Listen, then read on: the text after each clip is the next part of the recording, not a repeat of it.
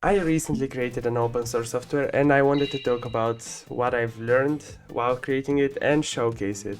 First off, here's a quick overview of my project. It's called Quantum Grid, nothing to do with quantum mechanics, you nerds. It's a program that synchronizes computational power that allows for easy horizontal scaling.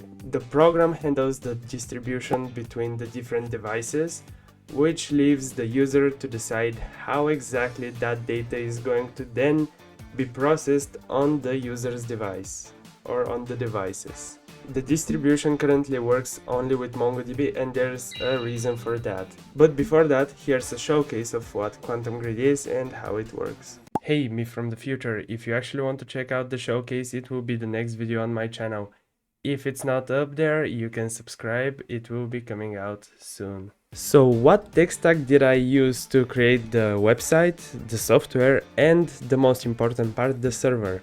Well, if we head to the open source GitHub page, we can see that it's mostly made of TypeScript, but it's everything. Everything is TypeScript. Everything. There's not even one part which is not made. Everything is TypeScript. It's all TypeScript. So for the software, I actually made a specific template in Electron. Electron is a way to build software using JavaScript. I know, whatever.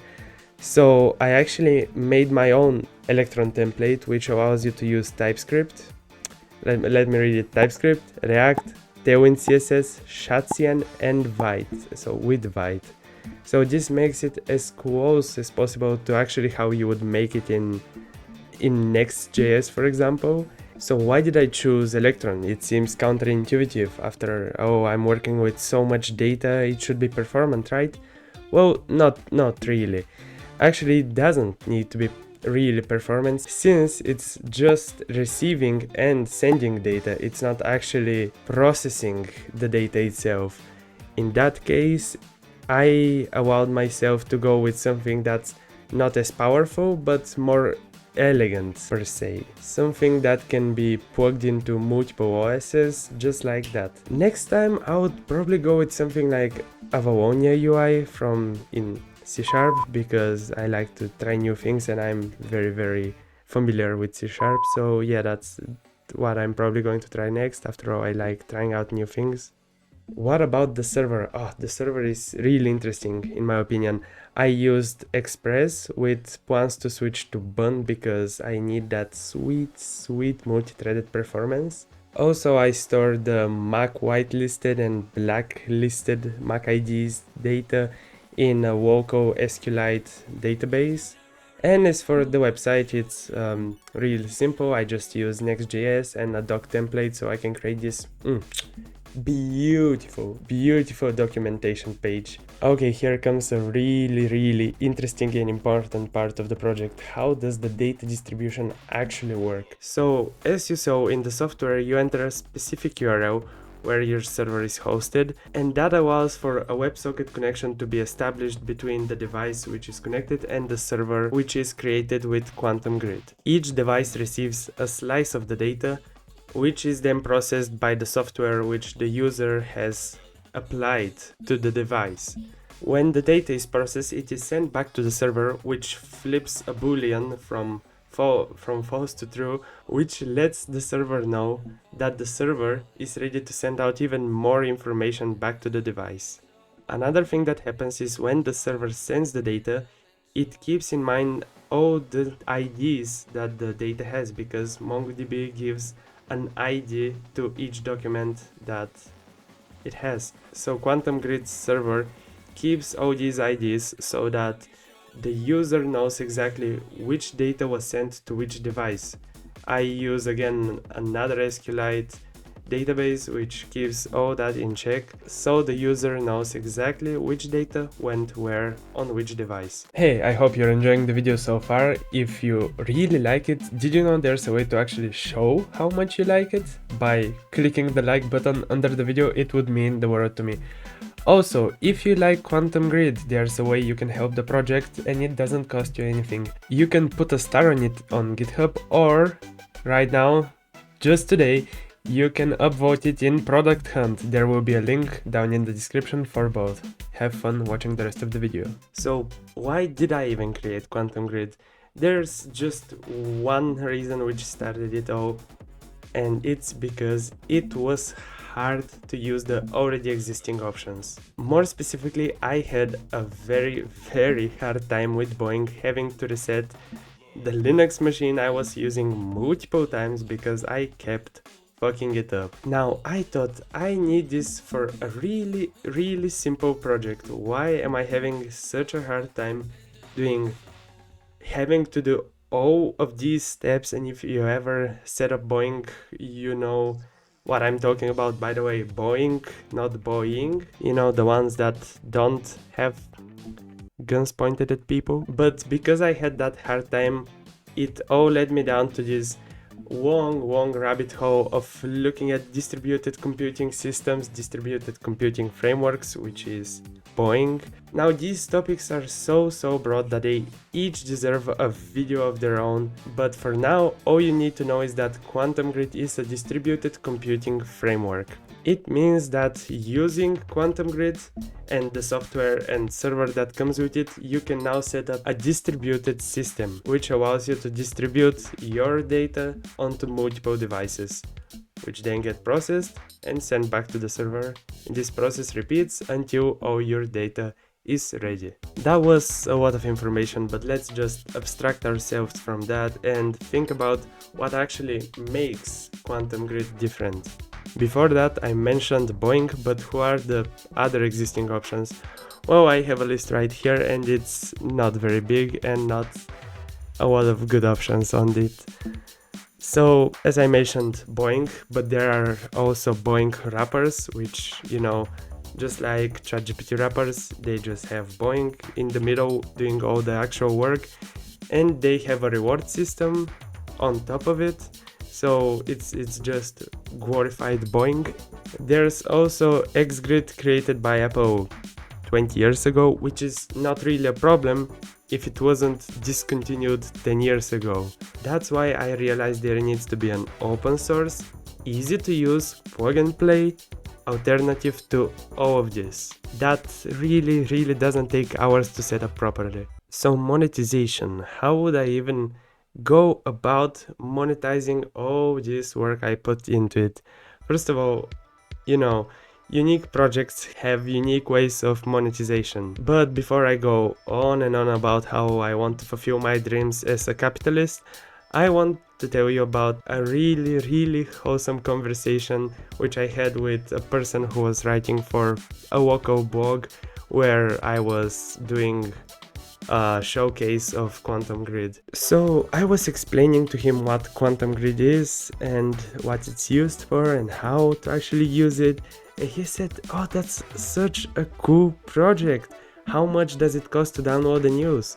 To which I go, you know, it's an open source software. You can download it and use it for free. Just head to the GitHub releases page. While you're there, start it. You know, I was just making jokes and stuff, and he was in silence. He was just not moving, not speaking, just like stone. And he said, "Why would you spend so much time and effort and just do all that for free?" And with a smile on my face, I said, "I do it for the love of the game." Oh my god. Whew, he smiled back, shook my hand, and said, "Thank you so much. I use software from people like you daily." Whew, I felt like one of those American veterans, you know, getting saluted was so good. It's such a good experience. Holy. And wow, I really did it just because I wanted there to be a better open source alternative to distributed computing frameworks. I later realized that I can still have monetary gain, and be able to let people to use it completely for free. So what do I mean by that? Well, here are the 4 theoretical ways I could monetize this open source project if I continue working on it. So the first way is creating a service around it. Since all you have to do is spin up the Quantum Grid server in the cloud, I can provide a service that specifically makes that easier to do with Quantum Grid servers. Another way is getting sponsored by big data companies. It's almost tech culture, you could say. It's a custom basically for big data companies to sponsor the open source software they use on daily basis. So if companies start using Quantum Grid to distribute their data, distribute and process it, they might sponsor me in a way, or sponsor the project, which means sponsoring Quantum Grid, which means sponsoring all the contributors, which are currently me, myself and I, but Another way is offering tech support, which might seem weird, but oftentimes you think your documentation is just perfect, there's no way to improve it, but then you face the real world. The truth is, we're humans, we're all humans. We sometimes need something to be explained a couple of different ways before we understand it. I could capitalize on that by offering one-on-one support or even team training sessions for Quantum Grid. So what about the license of the project? Since I am the only one working on the project currently, I could change the license to be free to use, except for big data companies. They have to pay a small cut, but I am not doing that because this goes against the whole point of the project. So yeah, the license stays MIT. What about people stealing my sweet code? Well, frankly, I don't care. The whole point was to be completely open source. If I use some cool technique and someone just comes and swoops, English? And sweeps, maybe it right up, I don't care. I'll be very honored if my code goes up in production somewhere. I'll be very, very happy. The license I have placed in my codebase is called MIT, and it states exactly: the users have the liberty to do virtually anything they wish with the software and associated documentation files, including use, copy, modify, merge, publish, distribute, sublicense, and sell the software. And I think that's beautiful. As of the future of this project, well, you might have picked up that I am very reluctant to continue work on it. And that's because, surprisingly, I'm not convinced of its usefulness. Now, this might sound counterintuitive after I've talked about how great this project is all video long, but I haven't tested it properly. It needs a lot more tests before it actually goes somewhere in production. My main concern being its speed, because as I said, everything is being distributed over WebSockets, and the use case of this is very, very niche. For example, if you have a data center in one place of the world and a data center on the other, and you want them to work together, then that's brilliant. Quantum Grid will be of much usefulness and help.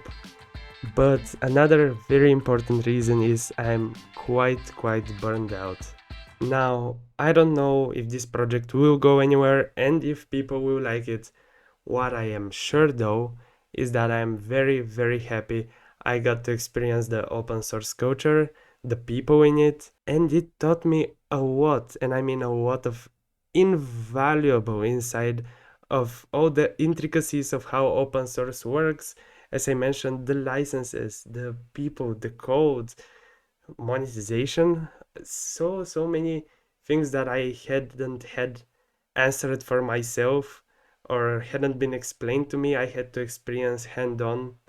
It was head-on, not hand-on. What? One lesson I think you might benefit from is not to take the software you use daily for granted, because it might have been just this close to being a paid service. But then again, there will always be someone who makes an open source alternative, because the software engineer mentality is I can definitely make this myself. I hope you enjoyed the video, and if you did, it would mean the absolute world to me if you click the 2 buttons below it. You already know which ones, but since I like making them rainbow, subscribe and like. Goodbye. Nice video, nice video.